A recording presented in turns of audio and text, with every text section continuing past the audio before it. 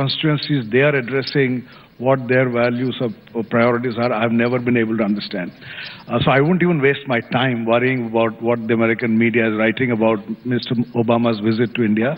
I actually think we are kind of going overboard a bit, which we always do. So, it's part of both are par for the course. Indian media going overboard and American media going overboard with cynicism. But at the end of the day, I think the fundamental change that has happened, and as someone who has had to deal with the media from the other side in this bilateral relationship, is that today there is no section of the Indian media that has a negative view of this relationship, which was not the case 10 years back.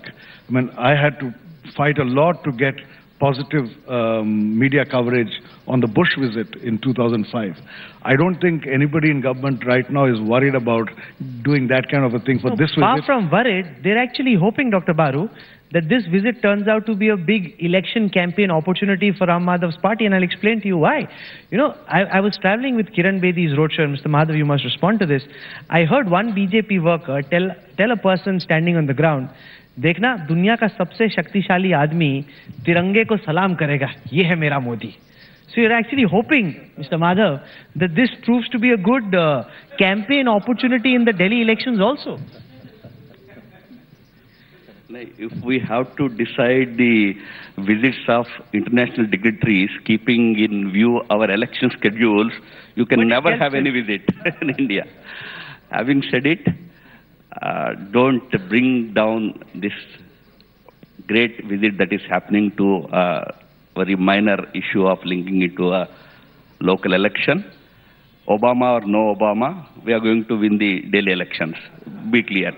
Now, if by Obama's visit and all that, a few more votes through you we get.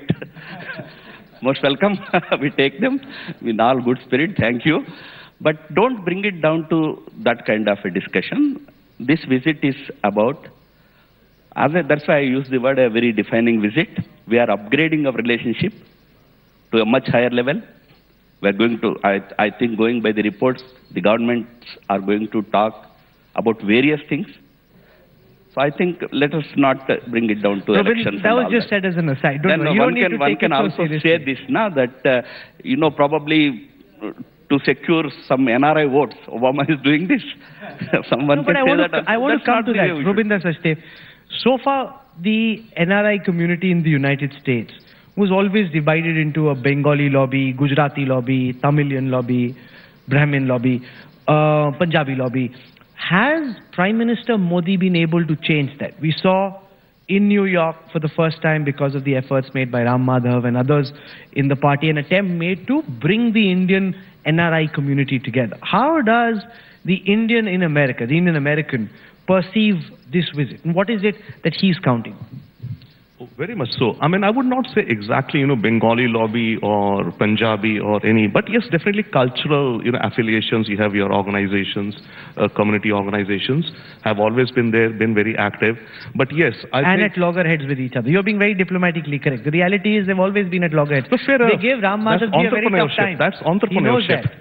But I would... No, but is that changing is my question. It's definitely changed in terms that, especially with the visit to Madison Square and that whole event which Ram Madhavji led and organized, it was for the first time that you saw multiple organizations coming together for a supranational bigger goal. I think that's what we are seeing now. The diaspora worldwide and probably as much in the United States also is kind of enthused towards a larger national perspective or a national goal. Now, the momentum is there, the tempo is there, the enthusiasm is there. So, of course, it will take some time for things to translate. But another thing, I think yesterday I was reading somewhere, the key point is US-India relations, I think, probably should not be so much about defense relationships and all. It should be about the people-to-people relationships. It's the people-to-people relationships and the links which have led to the growth of our IT industry. And in the session before, we were talking about in our IT industry, it's essentially the Y2K, if you remember, the year 2000 bug, which led to, an initial jump for outsourcing work to India. But there's a big clash there, Dr. Baru. The fact that Indian companies, Indian IT outsourcing companies would love to see an opening up of the visa process, making it easier for skilled labor to go and work in the United States, whereas the American companies, or at least the American politicians, would absolutely not want to allow that. So how do you cross that Buffalo-Bangalore bridge? Well, look, first of all, things have become easier compared to 10 years back. And therefore, there's been movement forward. The movement forward was slowed down after 2008 financial crisis. The U.S. has gone through a huge problem on the economic front, and as the U.S. comes out of that, and which it is at the moment, I guess greater sense of confidence in the U.S. would encourage more liberal policies. I know all of us were worried in 2008, 2009 that we were returning to a world of protectionism, and we do see increasing protectionism in the West in general. But I think as far as India-US relations are concerned, there has been a liberalization of visa regime with respect to India. It's not been as much as we would like it, but the movement has been positive. So I would not complain too much.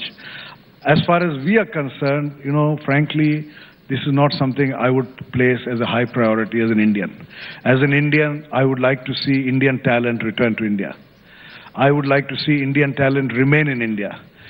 Fetching visas for Indians to go to America is not my priority. If I want to make in India, I want my Indians who live in the United States to feel comfortable enough to come back and live in India.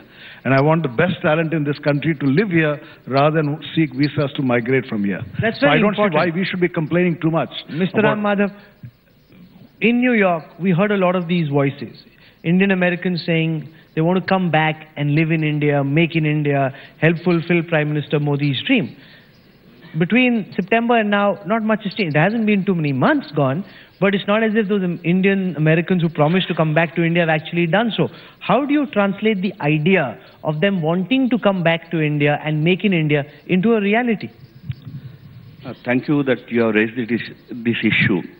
That is the very important change that has happened in the whole, this concept of NRI and all that. When this process began in 60s and all, when people started leaving India and going away to chase dreams in America and London, those used to be called American dream, chasing the American dream, etc.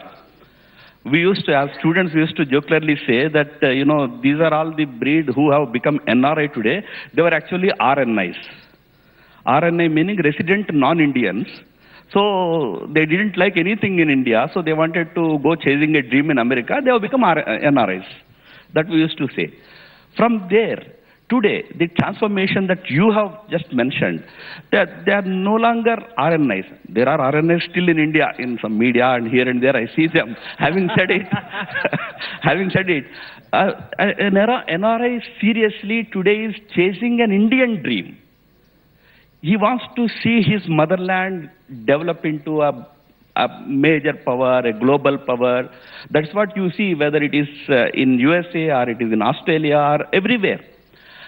I give credit to Prime Minister Modi for showing direction to these people. This urge has been there for some time. I don't say that it has happened only after we came to power. This urge has been there that now it is time we contributed back to our country. We do something for our own motherland.